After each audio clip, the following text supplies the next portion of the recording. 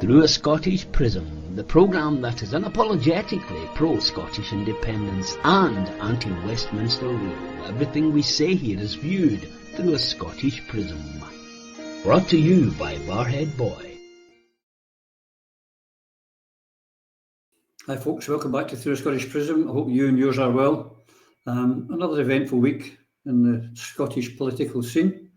We've got quite a lot to talk about today, so let's get everybody in. Starting with there in up in Clickmannon, our favourite lawyer. How you doing, Eva? Hi Roddy, doing well, and I'm not in Clickmannonshire today. I'm on the Black Isle in Cromarty, looking out onto the Cromarty Firth, and it is a magnificent sight. Beautiful. I envy you. And up there in the City of Discovery, it's our Alan Petrie. Alan, how are you? Hi Roddy, we're doing fine. If you hear any snoring in the background, it's just Megan. She's at the side of me, sound asleep. It's not me falling asleep. Lucky Megan. And it's in an airport lounge somewhere near you. We have Mr. Boswell. How are you, Mr. Boswell? Where are you? Edinburgh Airport. We were supposed to do this yesterday, as we all know, and it kind of went all tits up. I happened to be in a Carabajang in Sandhead, in the southernmost point of Scotland, just where we'll put our first defence system in case the English invade again. So you moved from I was scouting the joint. You came from the west into Edinburgh. Did you get your shots before you got there? Did you get your vaccinations? These Edinburgh folk. And the other one, in Edinburgh himself, Mr. Quinnan. Good afternoon. How are we? Life's so good I should have a twin to share my joy. That's the truth. Anyway, it was quite a week, folks. And it started actually while we were on last week, while we were actually going out, sending you our weekly show. Douglas Alexander was in a unionist studio, but being asked a question by our favourite BBC journalist, Martin Geisler. And it's a joy to behold. And let's start with that. Mr. Alexander, then I'm going to let you go. It's a question I ask every politician from a pro-union party who comes onto this programme, and it's interesting always to see the answers. And the question is this: if this is a voluntary union, as everybody always seems to agree, nobody denies it is, what is the democratic route out of this union for Scotland if they decide that that's what they want to do?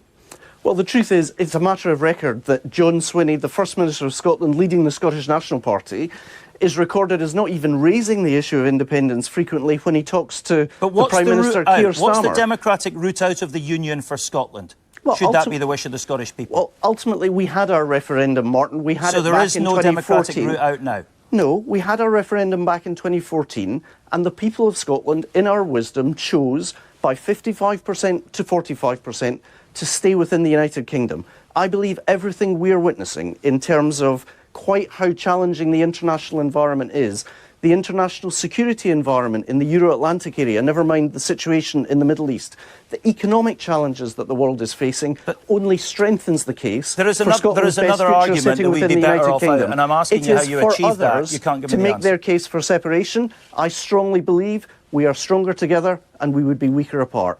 All right, Douglas Alexander, we must leave it there and let you go. But I'll come on to that right away, Eva, but I just want to throw something else in because Douglas was, if you like, was doubling down on his boss, who had made it very, very clear.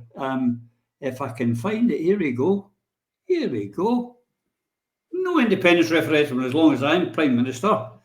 Really, how long are you going to be Prime Minister? But the two of them there, and what worries me, Eva, is our leading independence party, who incidentally was thrown under the bus by Douglas Alexander, never mentions independence, but they're still going for the Section 30. When will they learn? This lot are telling you they oppose our democratic will. They never will learn, because the SNP has become a one-trick pony where they talk about independence only when it's coming up to election time and not at any other time. Last Saturday, which would be the 21st of June, Alan and Techie and I were in Bannockburn for the Bannockburn March and Rally. On that day, normally in the past, you would expect hundreds of, if not thousands, of SNP members and supporters to attend. But that very day, the SNP decided to hold their National Council or National Assembly or whatever it's called for party members, the purpose of which was to discuss the independence strategy. That shows you the priorities of the SNP. Instead of leading the march and the rally in Bannockburn, instead of having speakers that were there in years gone by, that I attended, Alan attended, others here attended, I'm sure you were there, Roddy, you certainly were, Lloyd and Phil, you used to go there and hear Winnie Ewing speak. Stuart Hosey did a memorable speech once. John Swinney has spoken there. It's anathema to think that the SNP would not be represented at the Bannockburn March and Rally, because what that represents is Scotland's history and heritage and the way that the precious prize of freedom was regained. And it's the spirit of Bannockburn and the small folk that participated in the Battle of Bannockburn that is needed today. And it's those people, the small folk of Scotland, that Douglas Alexander, a Scot, absolutely and completely trashes by saying, in essence, you'll have had your tea. You had a referendum in 2014 and there is no going back. You can't rewrite that. You can't change it. You can't get another go at it. You can't have another attempt. And the reason why you're not allowed another attempt is because Westminster says no. But Westminster says no now because Westminster knows perfectly well that if there were a legal referendum authorised by Westminster any day soon, it is likely that people of Scotland would vote for independence. And that is why Westminster's foot is firmly down and it will remain firmly down. And the only way Scotland is going to get to independence is having a united campaign of independence supporting people and parties and create, in essence, a de facto referendum for Holyrood 26. John Swinney knows that. And the proof that he knows that comes from the fact that there has been no accurate reporting of last week's SNP meeting, even to party members who didn't attend. The point was to discuss the independence strategy. And since then, what we've heard is basically hot air coming from the SNP to match the hot air coming from Douglas Alexander and Keir Starmer, who's scared because they need, especially now, they need Scotland's revenue to fund illegal wars. They need Scotland's revenue to provide the wherewithal to send bombs and bullets and God knows what else round the world to all the places that we speak about that our hearts are broken for. And they have to keep talking in terms of stronger together, weaker apart, because England voted for Brexit, Scotland didn't. Scots are more Euro-friendly than the English, who are more Eurosceptic. Every aspect of Douglas Alexander's argument about remaining within the Union falls flat in its face when you contextualise it into Britain being one of the warmongers of the world, Britain isolating itself from trading with Europe, and Britain trying to pontificate and ponce about on the world stage to try to keep up with the Americans. That's it. The quicker Scotland gets out of that warmongering, hateful union, the better. Yeah, absolutely. But that's the thing. The things that Douglas Alexander was throwing up, Phil, he said, the international environment, it could be blow up at any time, and the economics. These are the things exactly why we should get out of the union, because we're not safe inside the union as long as Faslane's got our nukes. So get out of the union, get the nukes out, stop going in wars to help America or Israel, and suddenly Scotland's actually safer, and our economy would be better. So Douglas is talking nonsense as well as being undemocratic. Cat's got Phil's tongue. Can you take that question, Lloyd? And could you? I'll come off mute first. Yeah. It's the same old story again. The Labour Party block any attempt for us to exercise our democratic right, but unfortunately, they've got perfect partners in the current leadership of the Scottish National Party. We seem to have this figure or this number of 2050 as being the day of Scotland's future. This is entirely unacceptable. I have to say, though, that to listen to Douglas Alexander, of all people, doubling down on something that he knows to be entirely, completely fictitious, the concept that Scotland is better as part of the United Kingdom, is quite extraordinary. But the whole idea that we continue to go round and round in the same discussion about who has got the right to leave the Union. The fact of the matter is, we need an independence movement in Scotland, as described by Eva, which is united and focused on the 2026 election as a de facto referendum, and that we have the courage and the guts to accept the responsibility of making our country a member of the United Nations. Now, if you accept that we have the right to be a member of the United Nations and an independent country, then you cannot accept that there can be a veto by either Westminster, the Labour Party, the Scottish Office, or frankly, Whitehall in any of its various forms. And for those who say or are afeard of what the consequences of an effective unilateral declaration of independence, then get out of your fantasy world. Britain does not have the ability to restrain and withhold from the people of this country our independence if we are united and if we stand firmly together. The issue at the moment, in terms of that unity, is the problem we have with the supposed leading party of the national movement. That is the Scottish National Party, who seem entirely enthralled to the concept of devolution. And worse than that, on our behalf, they are the ones who are saying that Westminster has a veto. Constantly over the past 10 years, it has been an issue of the Scottish National Party saying, we can't do anything. Westminster says no. Well, if Westminster says no, the people say yes. And it's time that the Scottish National Party stood up on its hind legs, accepted the responsibility they have as the leading party of independence in Scotland, and go with what the people want. Because it is urgent that we become independent. Because the plans currently made for our country by Westminster will denude us of the necessary power we need to sort out the lives of the people of this country. There are no shortage of problems in this country, but there are also great, great opportunities. And the greatest opportunity is rebuilding our country in the fashion that we wish it to be, which we can only do with independence and the complete control of our economy, our natural resources, and our right to make treaties in the world. That's what we're about. That's what independence is about. And we need to stop, or we need to speak less about the veto from Westminster and speak more about the implied veto that the Scottish National Party is placing upon this country. It is not within their gift to decide whether or not the people of this country have the right to express themselves as an independent country on the world stage. The audacity of little Alexander, Phil, I hope you can hear me now, to say, well, you had your vote in 2014, that's it done. I mean, it's the most ridiculous. This is supposed to be a democracy. But the important thing, and one of the reasons why I like what Liberate Scotland is doing about independence, nothing else, is the fact that, as Martin Geisler put it, he asks that question of them all, and they don't answer it. They don't want to answer it because unionists are not comfortable when they're on the question of the Constitution, because they know that's shaky ground, because they know they can't win that argument. And that's the point. And the people of Scotland have to realise the power they have to change the Constitution, or constitutional position of Scotland, rather. Absolutely. In respect to Geisler, he has asked every unionist politician the same question, as he says, and he has never gotten a straight answer because they're not willing to admit that we are a colony.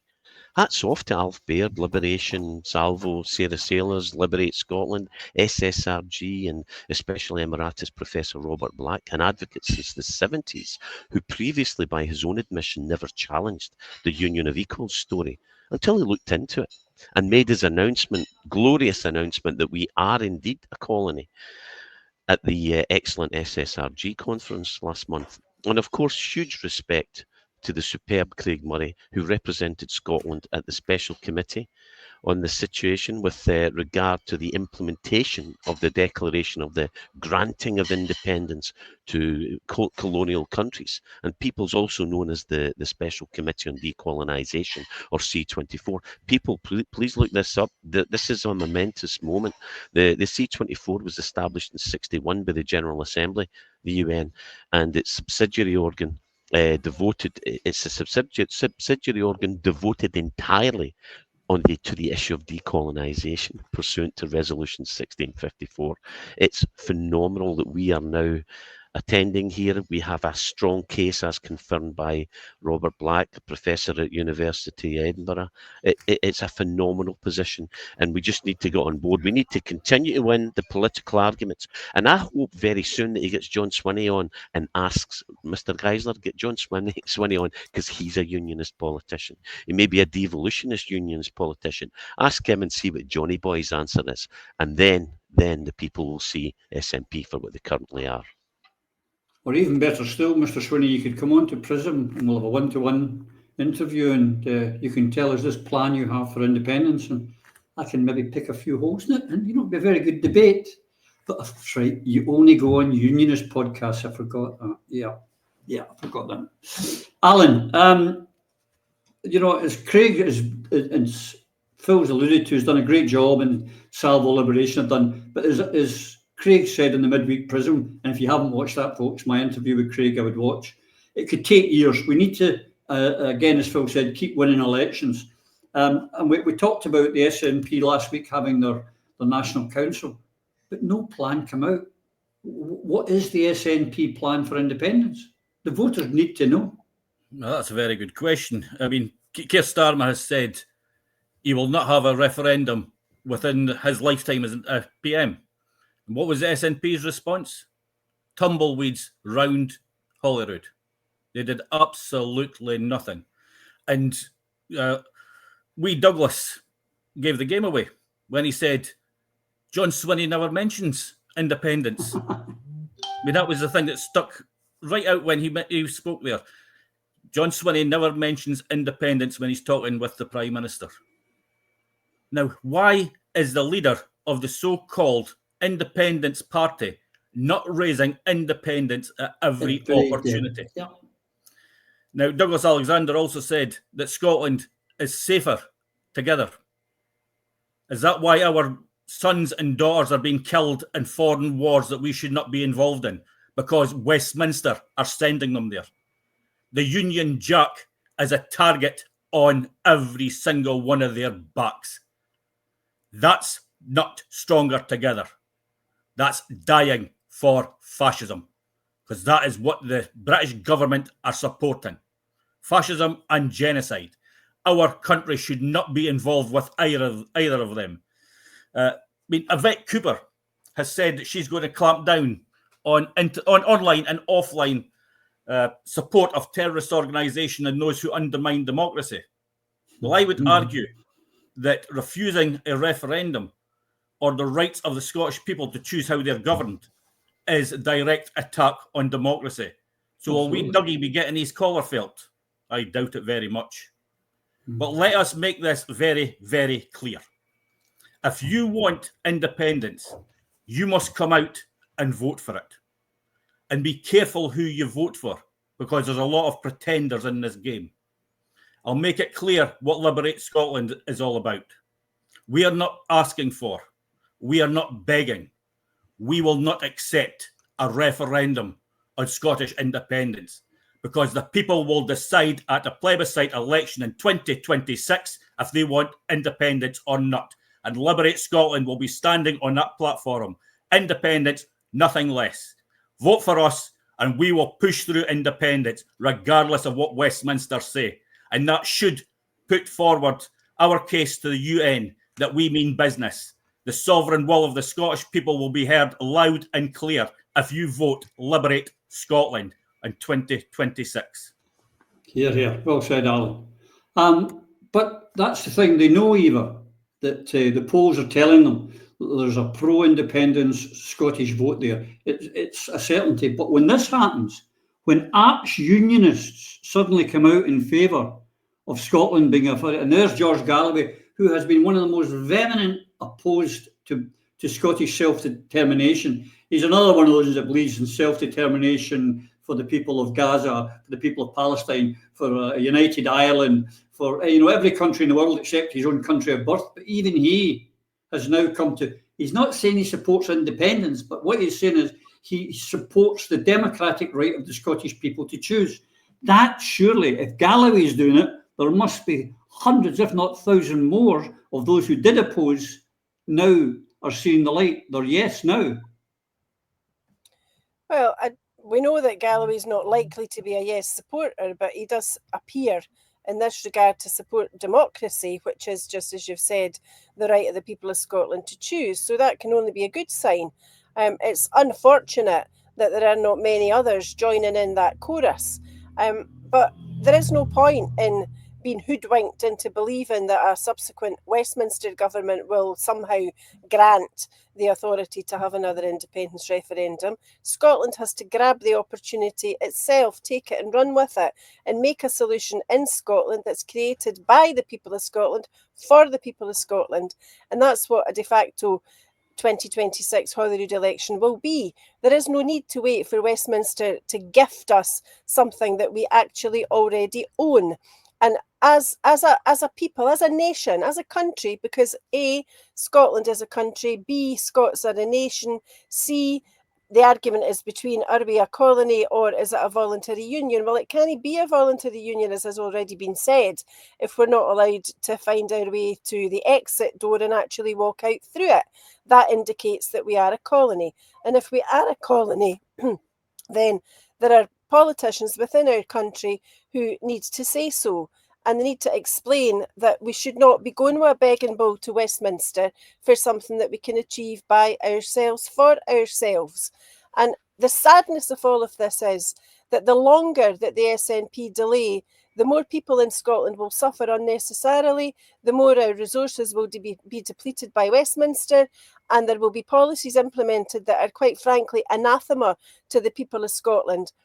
Roddy, you often say to folk online, give me 3 reasons for staying in the union. And I give you 1 reason for getting out of the union. And it's that comment made the other day by Angela Rayner about how people who are terminally ill should be supported at work. I'm thinking, you're terminally ill, but you're still expected to go to work. There's other comments that fall in line with this to do with assisted dying, late-term abortion, a whole load of things that suggest very strongly that there is something very dark at the heart of Westminster these days. The denial of benefits to people. Are we somehow one day going to see a position develop where someone's told, you're terminally ill, but you're not getting enough in benefits anymore, but by the way, do you feel a burden? Would you like to stop feeling a burden? Would you like to just sign on the dotted line and we can do this assisted dying process for you?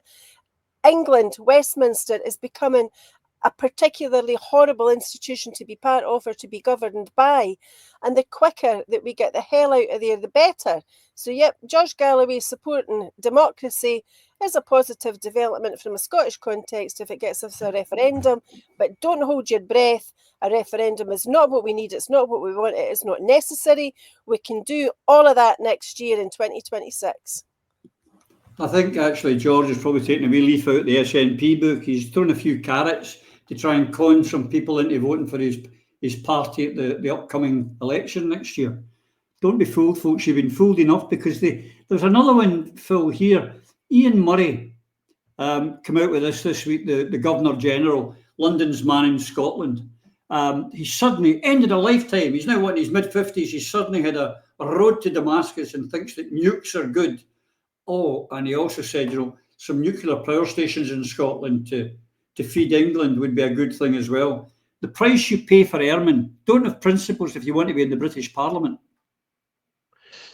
Well, he never has. At least the boy's consistent, and he should be wearing his Union Jack gimp suit that he wore last time during the referendum, the 2014 referendum. No, this guy's a puppet and will do exactly as he has been told to do. He's pathetic. And at a time when we risk wiping out humanity, including all Scots in a nuclear war, this bozo, when the second-rate arms we're dumped with in Scotland don't even work very well. We're just a launching pad for the US, who sadly, their government's aligned with the genocidal rogue nation state that is Israel, and is causing the world to turn against the West. We need to be out of it. We need to be seen to do the right thing. I cried at Schindler's List, and I'm thinking now, I'm looking for a Palestinian badge to wear now. Why? Because if my grandchildren ask me, what did you do during this. Well, I could do nothing against the Holocaust, against the Jews in Nazi Germany, but by God, I'll speak up, and we have a duty to humanity to speak up. This guy doesn't care if we all get wiped out, as long as he gets airmen.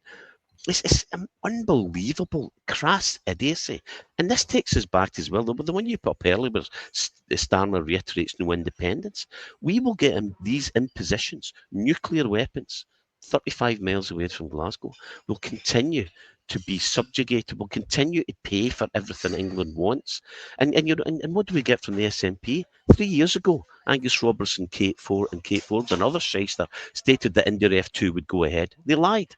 Angus Robertson talked about a second Scots referendum 8 years ago, 9 years ago, 10 years ago. He talked about India F2 2 years ago, and he's still talking about it now, while Labour, Tory and Reform all consistently confirm there will never be another one. And moreover, we know that the second independent referendum on their terms is definitely not the way to go. It's smoke and mirrors from the SNP, while they retain their snouts in the trough. So guys like this Labour shyster, he needs removed. He's so lucky to be there, but he's so mediocre.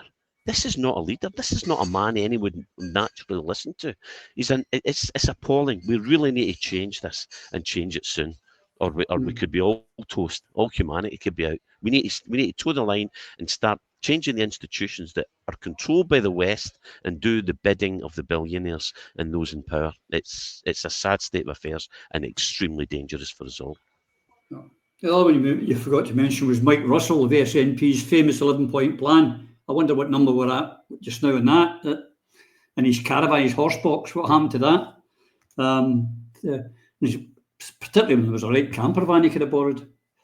Here's the other one. While Ireland, Lloyd, was banning any trade with any Israeli companies in the occupied territories, what came out this week was this, which I find, having a long history with the SNP, I find quite uncomfortable. Should put it that way. The SNP failed to sign a pro-independence pledge condemning the Gaza genocide. There can be no excuse known to mankind that can forgive that or say it's an oversight or anything. That is being British.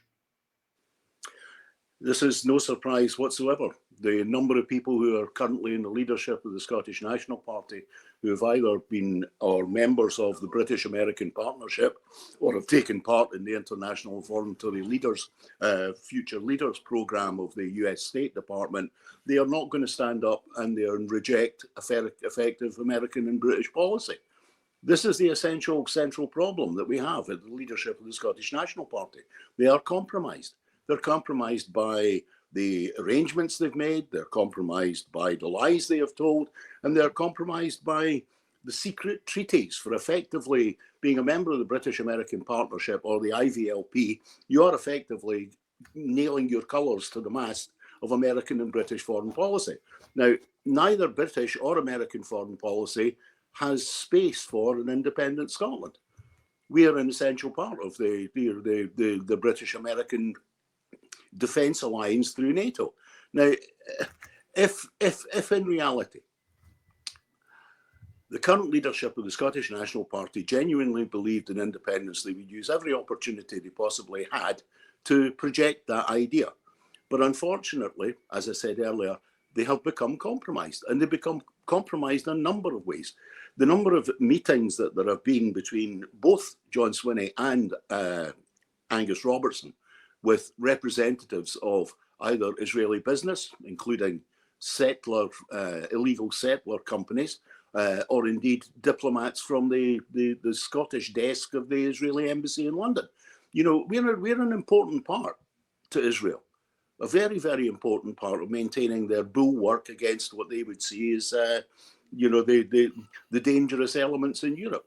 Now, I expect nothing of the current leadership of the Scottish National Party, most of whom blew in, maybe 5-10 years ago, who don't have the hinterland of either membership of a trade union or activity in politics out with the Scottish National Party, or focus and activity on particular issues that affect Scotland and its relationship with the world. These people, very straightforwardly, are looking after themselves.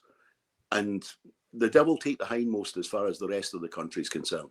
If these people genuinely were believers in the independence of our country and the believers in the development and the rebuilding of our country to the betterment of the lives of our people, then at every opportunity they would create the wedge issues that are required to prize ourselves out of this benighted union.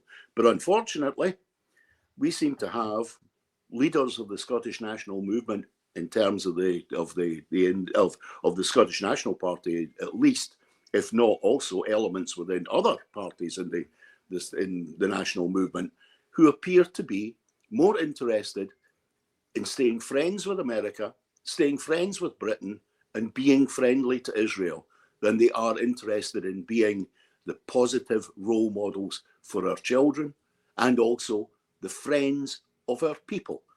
Because if you were the friends of the people, you would want to take the economy of this country and all our natural resources and apply them to a plan for national renewal. The simple fact of the matter is that's what we need. And it should be something that we would be cheering about. The fact that we will build the roads that we require, the fact that we will build the manufacturing base that we require, that we will, in fact, build the houses that our people currently require. And by doing that, create a country where people will want to live, rather than the situation we have at the moment, where so many people are so depressed by the state of our country that they're desperate to leave. Now, this cannot go on. But if we're expecting in any kind of a way that the leadership of the current Scottish National Party is going to move to an active pro-independence position anytime soon, then I think, unfortunately, we are all going to be deeply disappointed. Yeah. While Ireland's taking action, you notice that the American planes don't get landing, Canadian planes don't get landing at in Shannon Airport, for example. But this came out this week, Alan. That Scotland could become complicit in war crimes by allowing Prestwick Airport to be used by the US Air Force. And this was from Humza Yousaf, who mentioned that. But the other fact is, we could also become a target, Alan, because these missiles, for example, Iranian missiles could arrive here because we're helping maybe supply Israel, who are then attacking Iran. We could become a target. That's another price we pay for being in the Union. Yeah, I mean, the Union has, like I said earlier on, the Union Jack puts a target on every one of our backs. I mean, this is the other reason they don't want rid of us. Scotland has some of the most strategic water and air spaces in the world. They don't want to lose that. If we were independent and we stopped warships from coming into our waters and war planes from flying over our land, we would they would help to bring peace to this world, because they would not be able to do what they are doing without going through our airspace and our seas.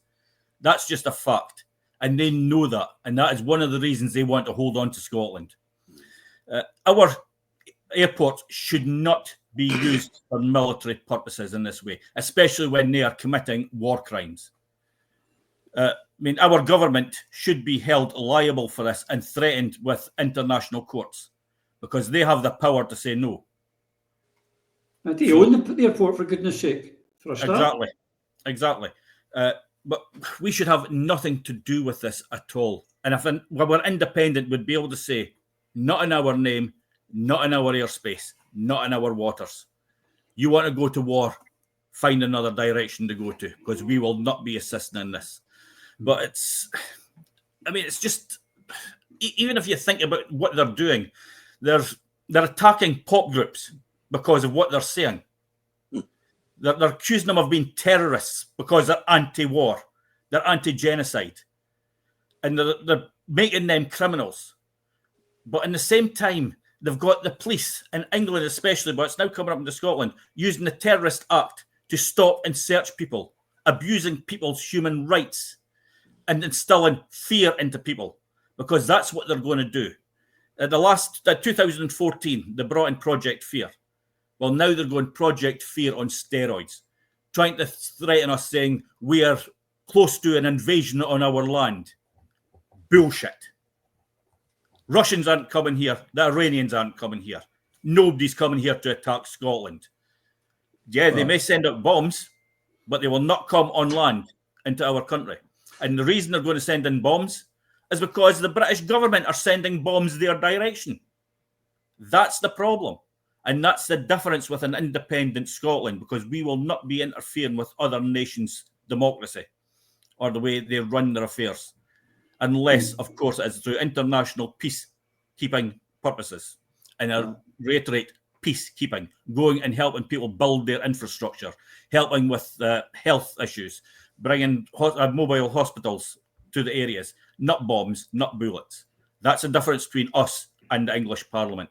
And it's time it was changed. And the Labour Party should also realise, when they're arresting these people for demonstrating outside Parliament or in any streets in favour of the Palestinians and creating criminals out of them, they should remember the Labour Party would not be in place if it wasn't for people committing crimes. From going on the streets, civil disobedience is the right of every single citizen. It is not a criminal act. It is an act of it is a right for every citizen to do that. And the Labour Party was built on civil disobedience. They were the ones who were out vandalising things that are from the government. They were the ones demanding change, but they have changed now. They are now part of this system, and they must be destroyed. All these parties have joined the establishment, that's a fact. But we've had this week, Eva, already, Douglas Alexander won't answer the question, how does Scotland get out of the Union? We've heard Ian Murray turning around and saying, oh yeah, nuclear power is good now, and so is nuclear weapons. They're great. These are Scots-born English nationalists going down the British route. We've had John Swinney doesn't mention independence and doesn't have a plan. But just to show other reasons why it's just so disgusting. And I know it's close to your heart, the huge amount of cuts that are coming for disabled people. Sarwar backs it to the hilt. He thinks it's a great idea to deprive people and have a two-tier system for the disabled. It is repulsive, Eva. It's certainly both repulsive and grotesque. It's also counterproductive, because if people are awarded benefits as the result of disability or illness or some degree of incapacity, and I include within that definition myself, then many people that are in receipt of those benefits actually work, and those benefits help them to get into the workplace. And again, I speak with personal knowledge and experience.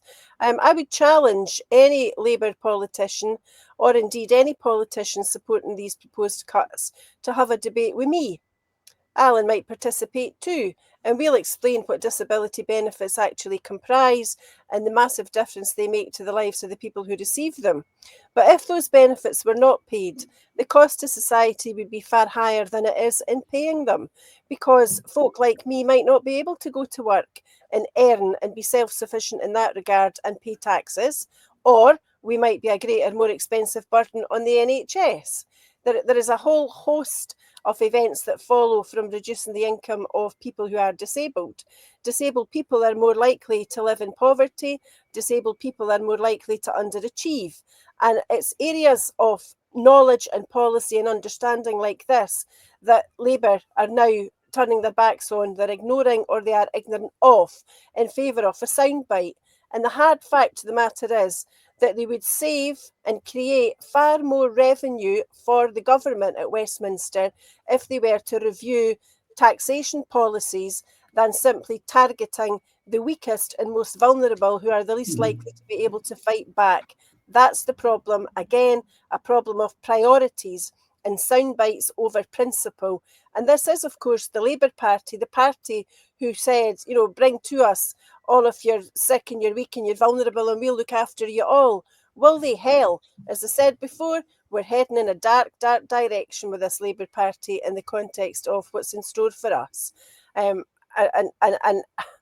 the most awful part of this is that Scotland, as a wealthy country, would not only be self-sufficient, our people that are currently languishing on the worst state pension in Europe, or being paid lower amounts of benefits than there are paid in other parts of the civilised world, would be able to have a decent, respected standard of living had we control of our own resources and our priorities were bairns, not bombs.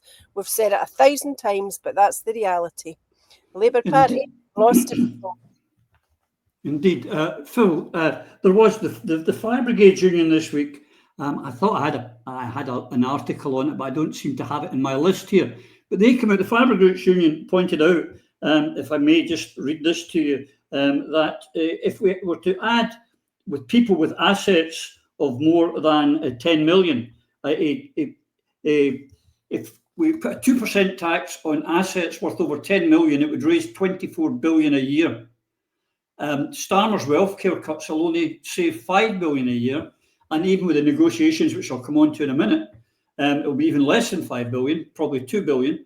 But instead, a Labour Party chooses to attack the most vulnerable in our society under the guise, because they're playing to a certain demographic, that this will make disabled people go back to work. It's disgusting.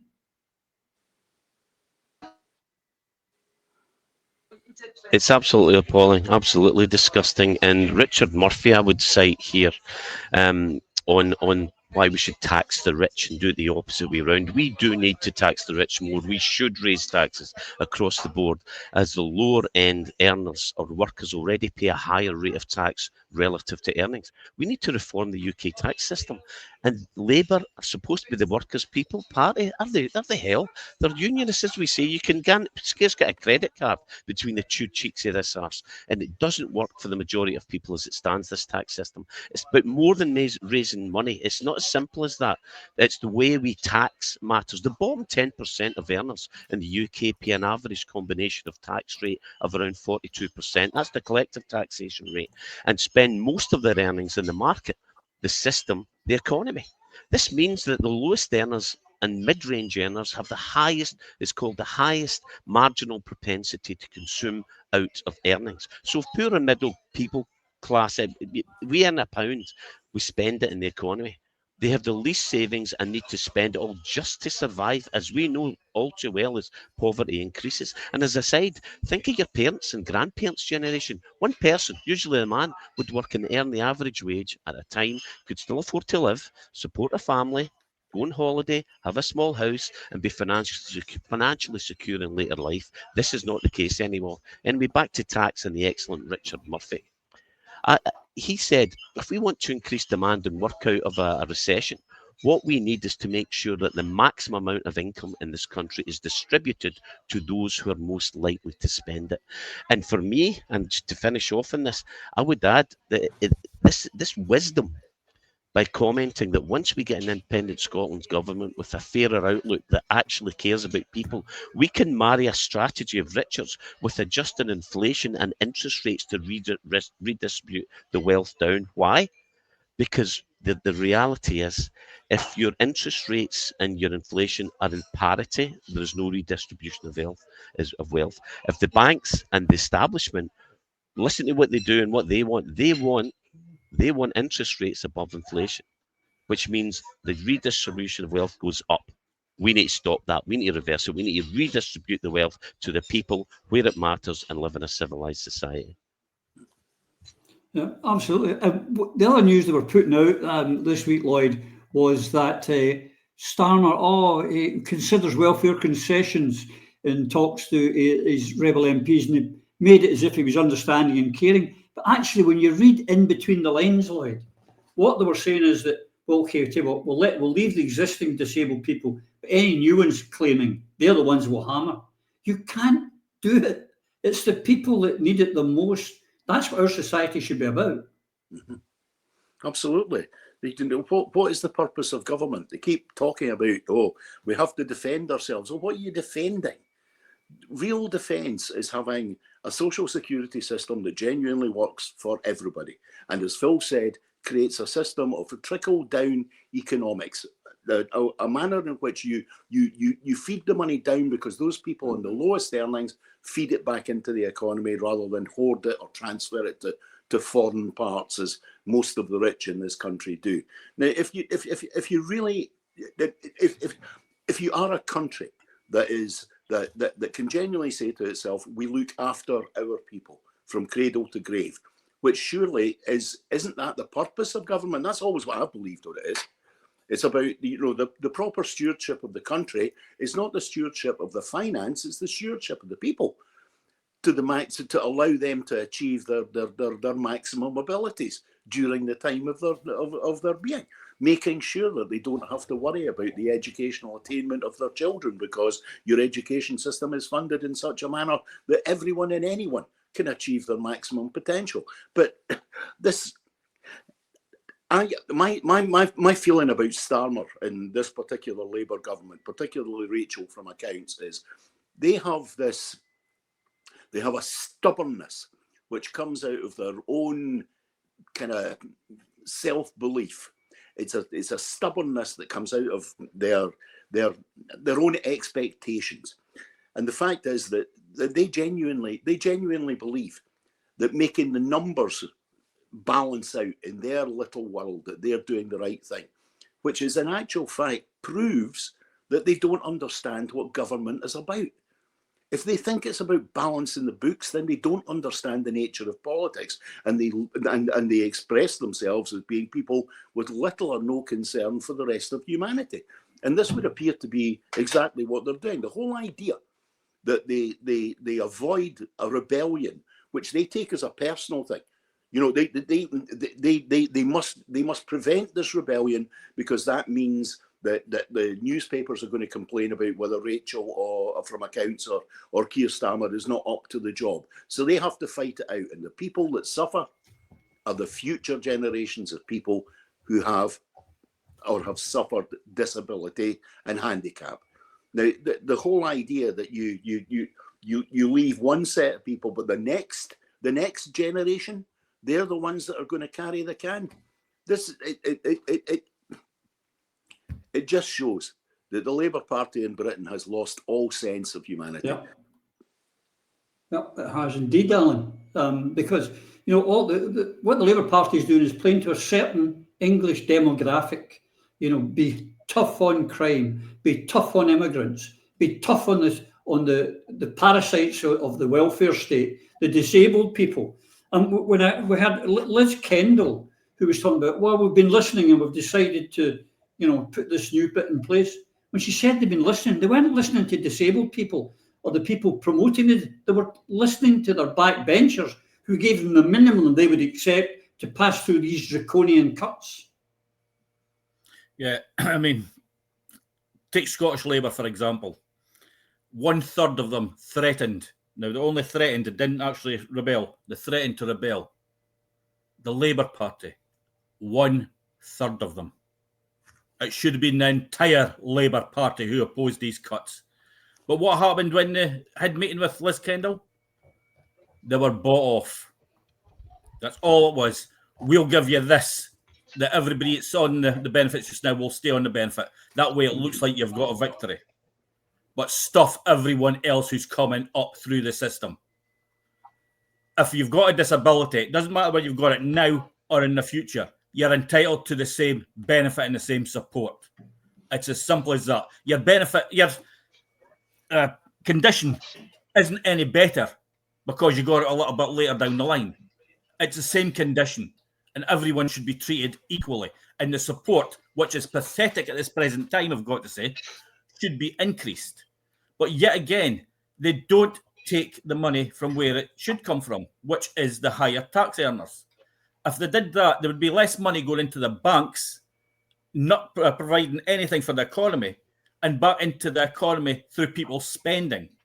Because it's the people who are on disability, people who are on unemployment, people who are on low wages, who put more money into this economy, helping to pay for services than what it is from the rich. Because the rich hoard their money.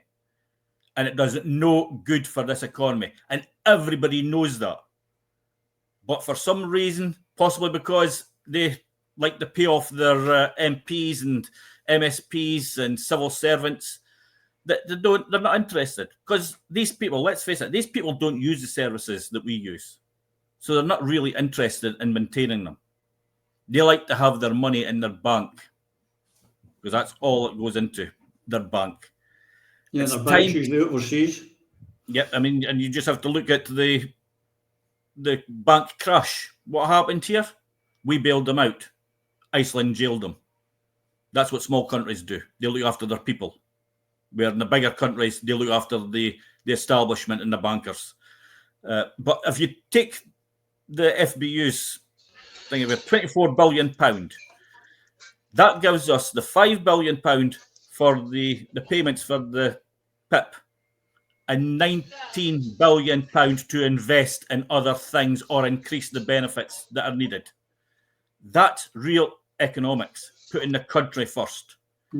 But our politicians do not seem to understand this. Probably because they're not making any decisions themselves, because very few of them are thinkers. They do as the civil service tell them. And the civil service do what the money men tell them to do. That's why Scotland doesn't just need independence. It needs to liberate itself from all of that system altogether. We need to build from afresh and make Scotland a nation that really puts its people first. No, but that's the thing. These people, they say it in Scotland, oh, well, these people, if you tax them, the rich ones, they'll leave the country. Good, go. But people don't seem to realise they don't just go because of the taxation. Yes, that's one factor. But it's maybe things like they've got kids they want to send to university, so they'll stay in Scotland. You know, they maybe get a mother who needs medical treatment, and so she get free prescription. It could be for all sorts of reasons. It could be cultural. So make them pay. You know, and if they leave, well, no big loss. I don't think it's a big loss. But on that, you know, these politicians, Eva, one of the things I like about your plans to liberate Scotland is there's no whip. And it's the whip that's making them suddenly discover they like nuclear weapons, or that it's acceptable to attack the most vulnerable in our society. It is the whip that's the problem. And that is something that we've got to get rid of, because I'd like to merge it in with another question, because the clock is beating us as always, Eva. And I know you've been very, very heavily involved in this, but here it is. The Scottish Government at last, talking about a part of society who have been so prejudiced against and treated as, you know, just as worse than the disabled people. At last got an apology. That must have warmed your heart. I actually do take my hat off to John Swinney for making this apology. It came very late in the day, but at least it's happened at long last. And it arises primarily from the really strenuous efforts over many years of, there we go, Rosanna and Seamus McPhee and their family, and Dr. Lynn Tammy Connolly, who's a Liberate Scotland candidate in the North East. When nobody was listening, they hammered away with their research and contacting all different organisations internationally until eventually the Scottish Government agreed to set up a research programme. Now, the research that's been published is helpful. It's not complete, it's not comprehensive, but what it does is expose absolutely beyond any shadow of a doubt that there was a concerted campaign to eradicate or exterminate the Gypsy traveller community in Scotland. There is no doubt about that. There are numerous measures that are referred to in some of the research that has to do with that. But what it meant was that Gypsy traveller children were often unnecessarily and quite wrongfully and unlawfully removed from the care of their parents. Some of those children were sent abroad, particularly to places like Canada, where in effect they were forced labour.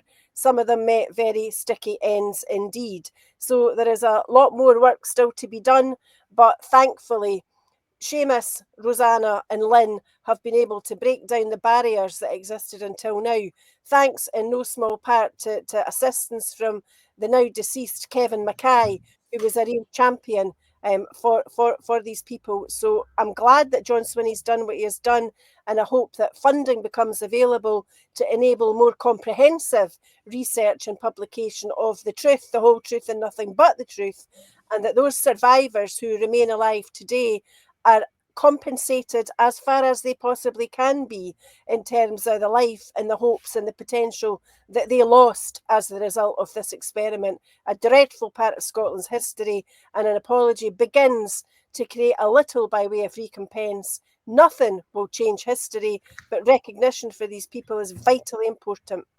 It is indeed, Lloyd. I mean, it's a bit late, and, you know, too little, too late maybe, but it is a step in the right direction. These people have been terribly prejudiced against forever. Yeah, absolutely. But I think one of the things we fail to remember is this is the oldest minority in our country. The Gypsy traveller community have been in Scotland for 500, 600, 700 years, but they're treated far worse than people who have migrated here in the past 50, 60, 70 years. There is law, there is positive discrimination measures taken for every other minority in the country, but the Gypsy travellers who are indigenous. And this is the thing that everybody tends to forget. The Gypsy traveller community are indigenous to Scotland. They've been around for so long. They are part and parcel of the fabric of our country. And in some ways, they carry in their folklore and tradition, they carry the stories of our past that we, the so-called Scots of Scotland, have forgotten. Their contribution to our society has been absolutely extraordinary over the years. And when you dig into our history and discover that quite likely a very large number of what we term the small folk that came to the assistance of the army at Bannockburn were probably made up of the Gypsy traveller community. And the way that they've been treated over the years is frankly appalling. And I mean, yes, hats off to Mr. Swinney, but John doesn't have a good history with the Gypsy traveller community. A very large part of the Gypsy traveller community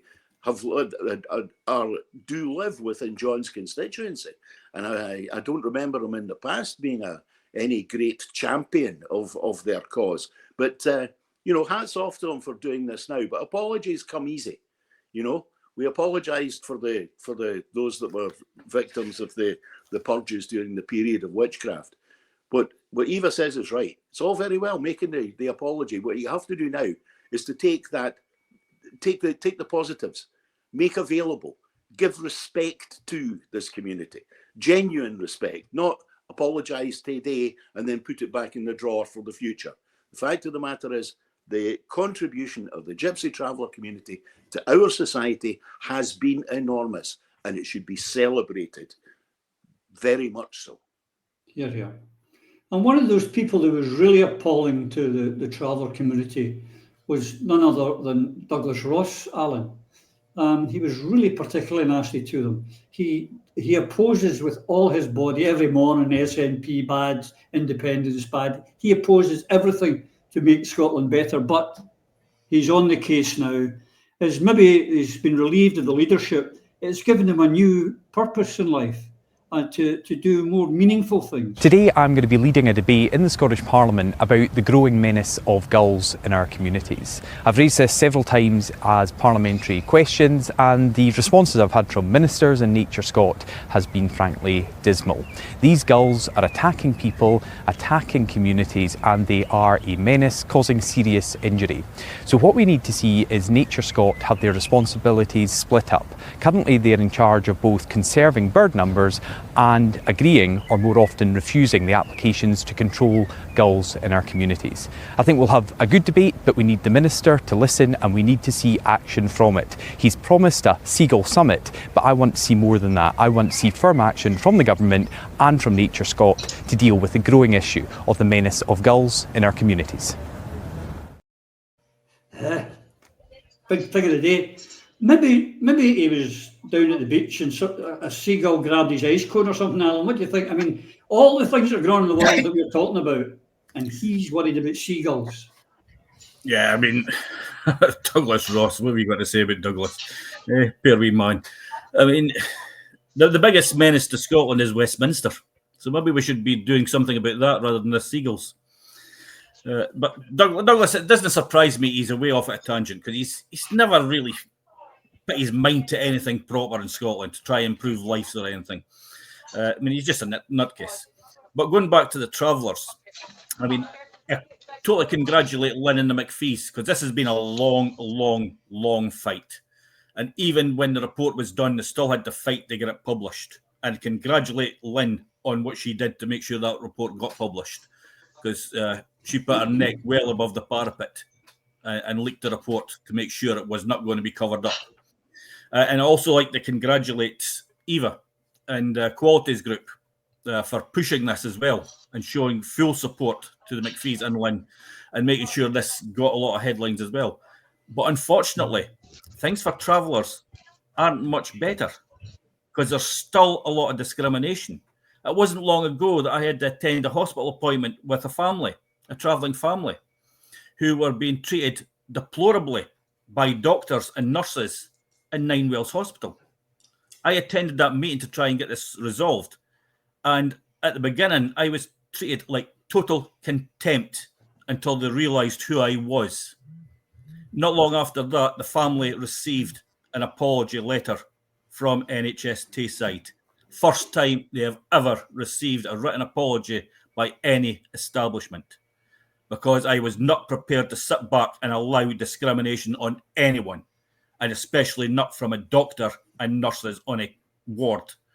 But this has got to be dealt with, and that must be John's priority now, of making sure that equality means equality through every single government department. People should not be disadvantaged just because of their lifestyle. It is ridiculous, and it has to change. But yeah, no, congratulations to the travelling community. You've done a brilliant job. Yeah. Phil, just to round it off, were you pleased to see that the travelling community got an apology? Well, you better come off mute, Phil. 100% and long overdue. Yeah, no, and it's 100% delighted with it, and it's long overdue. Funny enough, if you watch Peaky Blinders, I have an affinity because with the travelling folk, because when one of the Shelbys wanted to hide the mother and daughter, they sent them away with the Boswells because they don't know where the Boswells, the kings of the Gypsies, you just don't know where they don't even know where they're going. They just follow the crows. So more power to you, more power to the diversification into human beings who've been on this earth, and we should be treating each other civilly. This is all part of the same game. This is all part of the dehumanization of human beings so you can treat them differently, looking at others differently. It's why we've got war. It's why there's evil.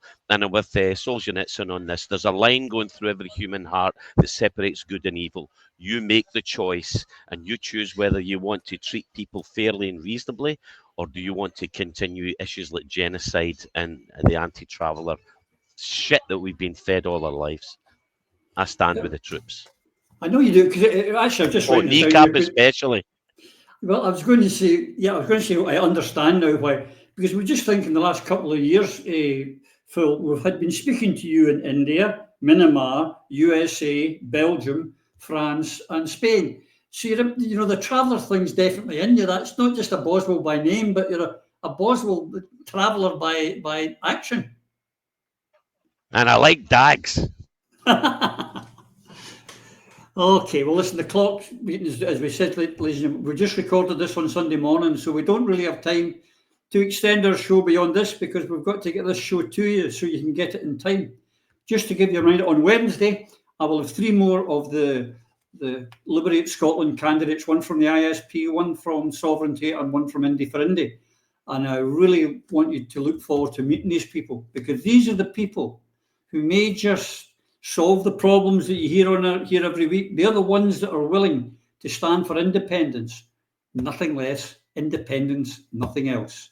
Till we see you and yours, take care.